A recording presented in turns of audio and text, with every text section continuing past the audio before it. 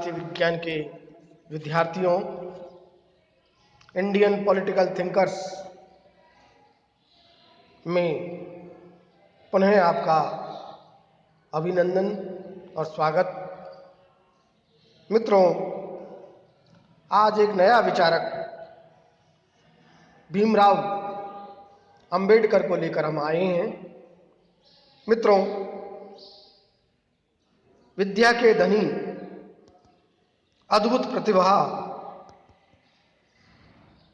निष्ठावादी और स्पष्टवादिता के धनी भीमराव अंबेडकर जी दलितों के लिए संघर्ष करते रहे और वो दलितों के मसीहा थे। इंदौर के समीप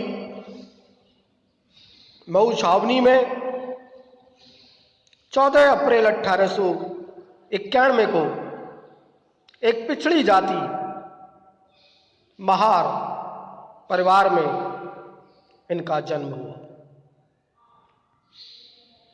महार जाति अछूत मानी जाती थी।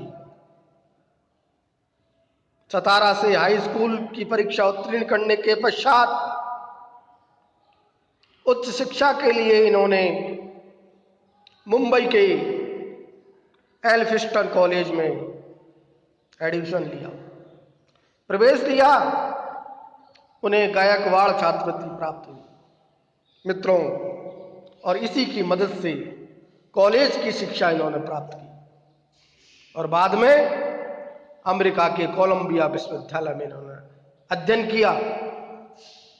यह उल्लेखनीय है कि वे प्रथम भारतीय अछूत और महार थे जो पढ़ने के लिए विदेश गए थे। अमेरिका में इन्होंने अर्थशास्त्र में एमए किया, स्नातकोत्तर की उपाधि प्राप्त की और इसके पश्चात 1916 में अंबेडकर ने विश्व के प्रसिद्ध शिक्षण संस्थान London school of economics and political science में अध्ययन किया। मित्रों, तत्पश्चात इन्होंने लंदन विश्वविद्यालय से पीएचडी की उपाधि प्राप्त की। शोध का विषय द प्रॉब्लम ऑफ रुपीज था। स्वदेश आने के बाद इन्होंने वकालत प्रारंभ की और अछूतों के उद्धार के लिए संघर्ष प्रारंभ कर दिया। 1930 में अखिल भारतीय दलित वर्ग संघ के अध्यक्ष बने तथा 1936 में इंडिपेंडेंट लेबर पार्टी की स्थापना की, जो आगे चलकर अखिल भारतीय अनुसूचित जाति संघ जिसका नाम रखा गया। मित्रों, इन्हें संविधान सभा में संविधान प्रारूप समिति के अध्यक्ष का महत्वपूर्ण दायित्व सौंपा गया और इस पद पर रहते हुए इन्होंने संविधान के निर्माण में अपनी महती भूमिका का निर्वहन किया। अंबेडकर के विचारों को प्रभावित करने में रामायण और महाभारत ग्रंथ का विशेष महत्व है। गौतम बुद्ध, कबीर, ज्योतिबा फूले इनके आदर्श रहे हैं। इन्होंने जो पुस्तकें लिखी, उन पुस्तकों के जो प्रमुख नाम हैं उनमें who are Shudra, the untouchable who are they, Pakistan and partition of India, state and minorities इत्यादि इनकी पुस्तकें हैं। मित्रों, जीवन परिचय के बाद अब हम इनके धर्म के प्रति क्या दृष्टिकोण है अंबेडकर जी का, उस पर विचार विमर्श करते हैं।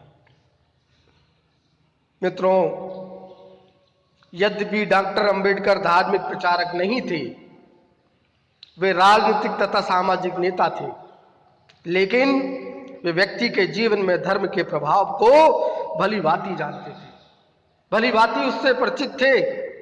अतः इन्होंने धर्म का दलितोद्धार के साधन के रूप में उपयोग किया। दलितों के उद्धार के लिए उन्होंने धर्म का उपयोग किया और उनके अनुसार धर्म व्यक्ति के लिए है, व्यक्ति धर्म के लिए नहीं। धर्म व्यक्तियों के बीच भेदभाव नहीं करता है और जो धर्म ऐसा करता है वह धर्म नहीं बल्कि मानवता का अपमान है। डॉक्टर अंबेडकर देश में प्रचलित धार्मिक स्थिति से संतुष्ट नहीं थे। जहां धर्म के नाम पर अछूतों के साथ भेदभाव किया जाता हो, अतः उन्होंने हिंदू धर्म की आलोचना की। वे मानव मात्र के प्रति समानता के संदेश वाहक के रूप में इन्होंने धर्म की खोज की। इस दृष्टि से वो ईसाई धर्म, इस्लाम धर्म, सिख धर्म जो भी हो, सभी उनको अपूर्ण लगे। इसलिए उन्होंने बौद्ध धर्म के प्रति अपना आकर्षण बनाए रखा और उसके प्रति आकर्षित हुए और आगे चलकर अपने समर्थकों के साथ 1956 में बौद्ध धर्म को ग्रहण कर लिया। बौद्ध धर्म के प्रति आकर्षित होने के उनके निम्न कारण थे। पहला, बौद्ध धर्म नैतिकता पर आधारित था। दूसरा, उसमें समानता है। और तृतीय, बौद्ध धर्म तर्क पर आधारित था। इस संबंध में यह उल्लेखनीय है कि हिंदू धर्म के प्रति विरोध भावना और बौद्ध धर्म ग्रहण कर लेने पर भी डॉक्टर अंबेडकर का दृष्टिकोण धर्मनिरपेक्षवादी ही रहा। धर्म के प्रति उनका दृष्टिकोण सभी धर्मों के प्रति समान आदर के भाव को पिरोए हुए था। मित्रों, अब हम चलते हैं दलितों के उद्धार के प्रति उनके क्या विचार थे, उनके लिए उन्होंने क्या क्या कार्य किए। मित्रों, डॉक्टर अंबेडकर के विचारों का प्रमुख केंद्र बिंदु दलितों के उद्धार ही था।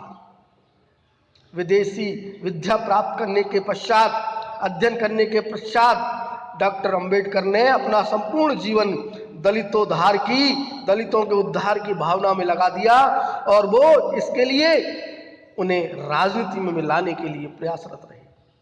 बचपन से ही अछूत जाति में जन्म लेने के कारण उन्हें पग पग पर अपमान तथा भारी यंत्रणा का जो सामना करना पड़ा था, यंत्रणा की इन्हीं परिस्थितियों के फलस्वरूप उन्होंने दलितों के उद्धार को अपने जीवन का लक्ष्य बनाया, एम बनाया और संपूर्ण जीवन इसके लिए संघर्ष करते रहे। इस दिशा में उनके विचारों को और उनके कार्यों का जो विवरण है उसको हम बारी बारी से यहाँ विचार विमर्श करेंगे। जाति प्रथा तथा हिंदू समाज के जो नियम थे उनके प्रति उनके क्या विचार हैं, देखते हैं। मित्रों, वैसे तो डॉक्टर अंबेडकर के पूर्व जितने भी समाज सुधारक रहे हैं, चाहे वो दयानंद हो, चाहे वो विवेकानंद जी हो, चाहे वो महात्मा गांधी हो, सभी ने दलितों के उद्धार के लिए प्रयास किए थे। परंतु अंबेडकर के समान जाति प्रथा और हिंदू समाज के विधान पर कठोर प्रहार किसी ने नहीं किया। अंबेडकर जी ने प्रचलित वर्ण व्यवस्था तथा जाति व्यवस्था की आलोचना की और कहा कि इस व्यवस्था पर आधारित सामाजिक ढांचे की हिंदू योजना ने जाति व्यवस्था और छुआछूत को जन्म दिया है। उन्होंने इस अमानवीय असमानता को दूर करने के लिए क्रांतिकारी सामाजिक हल की आवश्यकता पर जोर दिया और इसके लिए वो जीवन भर प्रयत्नशील रहे। इस जाति व्यवस्था को समाप्त करने के लिए अंतरजातीय विवाह का उन्होंने समर्थन किया। डॉक्टर अंबेडकर मनुस्मृति को अन्याय की जड़ मानते थे।